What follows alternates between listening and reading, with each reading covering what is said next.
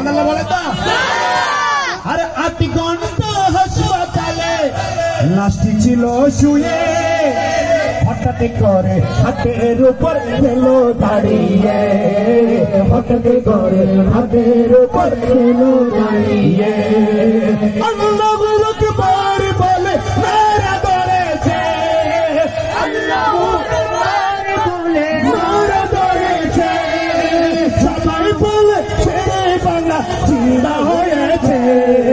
সুবহানাল্লাহ সুবহানাল্লাহ ও আমার শেরে বাংলা, সুবহানাল্লাহ সুবহানাল্লাহ ও আমার শেরে বাংলা। খন্দকিয়াতে দেখো কিশোর ঘটেছে, মাহফিলে বাদলেরা হামলা করেছে।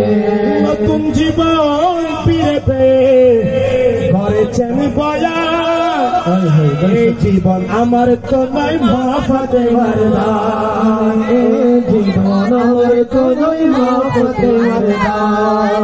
বলেন না সুবহানাল্লাহ। আমার নবী ইমাম শের বাংলাকে জীবন দিয়েছেন কিনা? আমাদেরকে দিয়ে না দে। ইমাম শের বাংলা আবার চিন্তা হয়েছেন, আবার ময়দানে সুন্নিয়তের খেদমত করেছেন।